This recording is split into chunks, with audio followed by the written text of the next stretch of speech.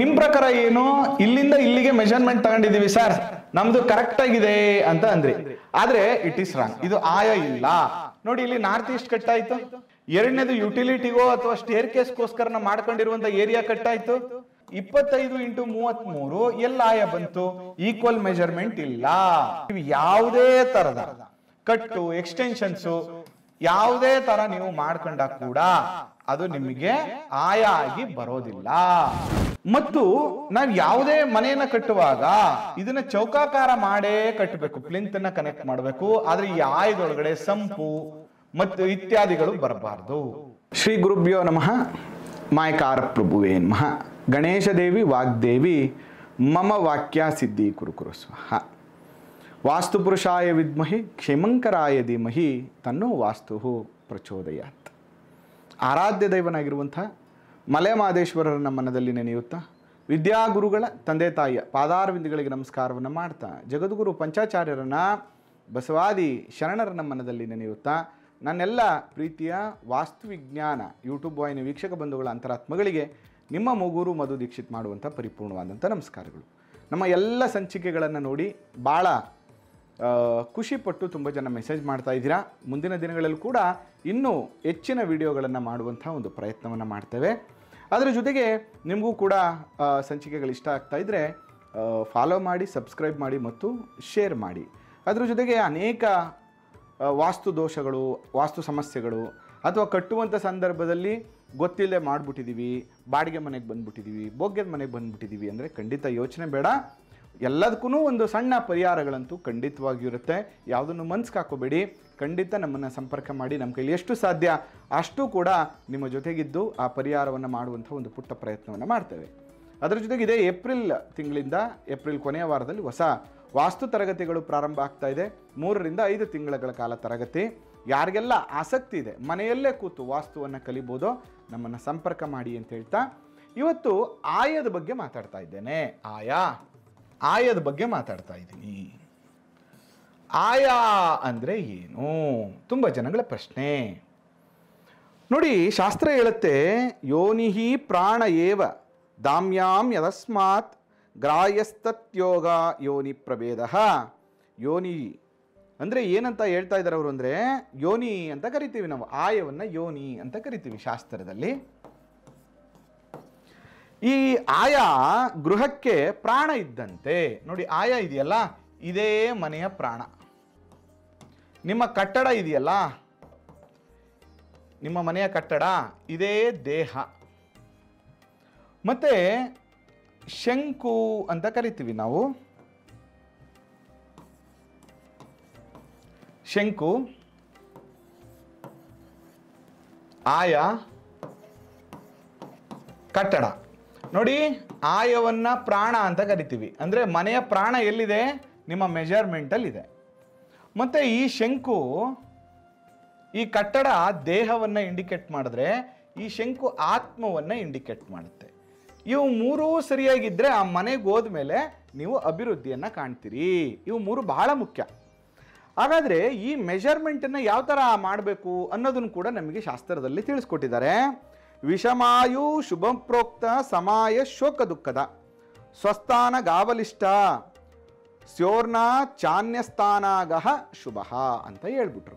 ಅಂದರೆ ಅದರ ಅರ್ಥ ಏನಂದರೆ, ವಿಷಮ ಸಂಖ್ಯೆಯಲ್ಲಿರುವಂಥ ಆಯಗಳು ಶುಭ ಫಲದಾಯಕವು, ಸಮ ಸಂಖ್ಯೆಯಲ್ಲಿರುವಂತಹ ಆಯಗಳು ದುಃಖದಾಯಕವು.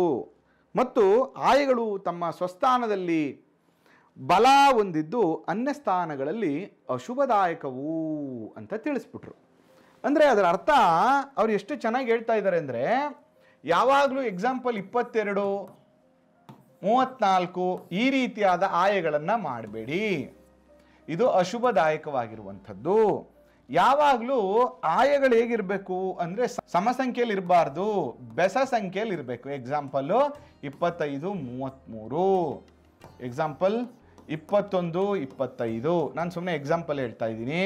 9, 9, 13, 13 ಈ ರೀತಿಯಾದ ಬೆಸ ಸಂಖ್ಯೆಯಲ್ಲಿ ನೋಡುವ ಆಯಗಳು ಶುಭ ಫಲವನ್ನು ಕೊಡ್ತವೆ.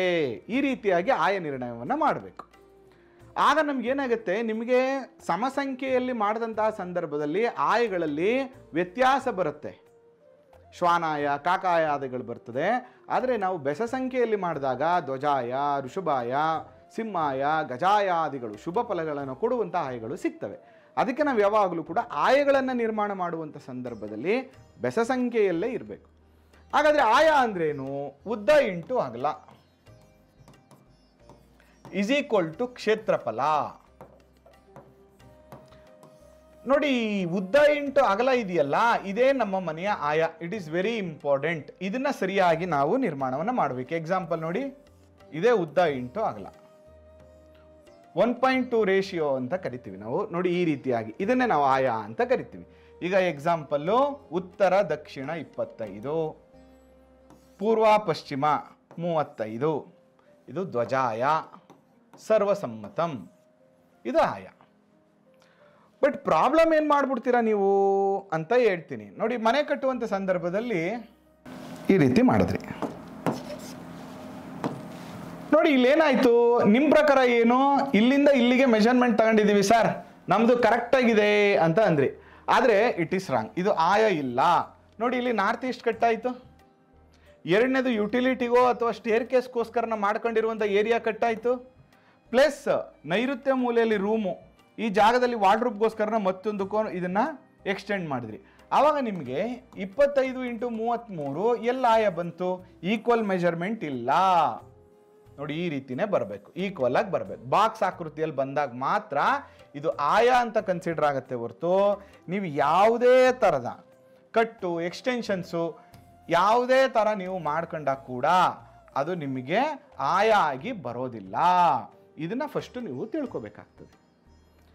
ಮತ್ತು ನಾವು ಯಾವುದೇ ಮನೆಯನ್ನು ಕಟ್ಟುವಾಗ ಇದನ್ನ ಚೌಕಾಕಾರ ಮಾಡೇ ಕಟ್ಟಬೇಕು, ಪ್ಲಿಂತನ್ನು ಕನೆಕ್ಟ್ ಮಾಡಬೇಕು. ಆದರೆ ಈ ಆಯದೊಳಗಡೆ ಸಂಪು ಮತ್ತು ಇತ್ಯಾದಿಗಳು ಬರಬಾರ್ದು. ಇದನ್ನು ನಾವು ಆಯ ಅಂತ ಕರಿತೀವಿ. ಉದ್ದ ಇಂಟು ಅಗಲ ಮತ್ತು ಚೌಕಾಕಾರವಾಗಿರುವಂತಹ ಒಂದು ಸರಿಯಾದ ಅಳತೆಯನ್ನು ನಾವು ಆಯ ಅಂತ ಕರಿತೀವಿ. ಈ ರೀತಿಯಾಗಿ ನಾವು ಚೌಕಾಕಾರವನ್ನು ಮಾಡಿ ಗೃಹ ನಿರ್ಮಾಣವನ್ನು ಮಾಡಿದಾಗ ಏರ್ ಫ್ಲೋ ಚೆನ್ನಾಗಾಗುತ್ತೆ, ಪ್ರಾಣಶಕ್ತಿಗಳು ಚೆನ್ನಾಗಿರ್ತದೆ, ಮತ್ತು ಭೂಮಿಯ ಗ್ರೌಂಡ್ ಎನರ್ಜಿ ಅಂತ ಕರಿತೀವಿ, ಅದು ನಮಗೆ ತುಂಬ ಪಾಸಿಟಿವಿಟಿಯನ್ನು ಕೊಡುತ್ತೆ. ಅದರಿಂದ ಮನೆಯಲ್ಲಿ ವಾಸ ಮಾಡಲಿಕ್ಕೆ ಪ್ರಾರಂಭ ಮಾಡಿದ್ಮೇಲೆ ಅನುಕೂಲ ಆಗುತ್ತೆ. ಅದರಿಂದ ನೀವು ಗೃಹ ನಿರ್ಮಾಣ ಮಾಡುವಂಥ ಸಂದರ್ಭದಲ್ಲಿ ಆಯ ನಿರ್ಮಾಣ ಮಾಡಬೇಕು ಅಂದರೆ ಈ ರೀತಿ ಚೌಕಾಕಾರವಾಗಿ ನಿರ್ಮಾಣವನ್ನು ಮಾಡಬೇಕು ಅಂತ ಹೇಳ್ತಾ, ನಿಮಗೂ ಕೂಡ ಆಯ ಅಂದ್ರೇನು, ಆಯದ ಅಳತೆ ಅಂದ್ರೇನು ಅಂತ ಗೊತ್ತಾಗಿದೆ. ಮುಂದಿನ ದಿನಗಳಲ್ಲಿ ಯಾವ ಯಾವ ಆಯವನ್ನು ಯಾವ ಯಾವ ದಿಕ್ಕಲ್ಲಿ ನಿರ್ಮಾಣ ಮಾಡಬೇಕು, ಯಾವ ದಿಕ್ಕಲ್ಲಿ ಅದು ಶುಭ ಫಲವನ್ನು ಕೊಡುತ್ತೆ ಅನ್ನುವಂಥ ಸಂಪೂರ್ಣ ಮಾಹಿತಿಯನ್ನು ಮುಂದಿನ ಸಂಚಿಕೆಯಲ್ಲಿ ನಾನು ನಿಮಗೆ ಕೊಡ್ತೇನೆ. ಅದರ ಜೊತೆಗೆ ನೀವು ಯಾವುದೇ ವಾಸ್ತು ಕರೆಕ್ಷನ್ ಮಾಡುವಾಗ ಸರಿಯಾದ ಕ್ರಮದಲ್ಲಿ ಮತ್ತು ಅದನ್ನು ತಿಳಿದಿರುವಂಥವ್ರ ಜೊತೆಗೆ ಚರ್ಚೆ ಮಾಡಿ, ಕಟ್ಟಿದ ಮೇಲೆ ಪರಿಹಾರ ಬೇಡ, ಕಟ್ಟಕ್ಕಿಂತ ಮುಂಚೆ ಚರ್ಚೆಯನ್ನು ಮಾಡಿ ನೀವು ನಿರ್ಧಾರವನ್ನು ಮಾಡಿ 100% ನಿಮ್ಗೆ ಒಳ್ಳೆಯದಾಗುತ್ತೆ. ಮತ್ತು ಯಾವುದೇ ಥರದ ವಾಸ್ತು ಸಲಹೆ ಬೇಕಂದ್ರೂ ಸಂಪರ್ಕ ಮಾಡಿ ಅಂತೇಳಿ ಈ ಸಂಚಿಕೆಯನ್ನು ಮುಗಿಸ್ತಾ ಇದ್ದೇನೆ. ಆ ಮಲೆ ಮಹದೇಶ್ವರ ಅನುಗ್ರಹ ಸದಾ ನಿಮ್ಮ ಮೇಲಿರಲಿ. ನಮಸ್ಕಾರ.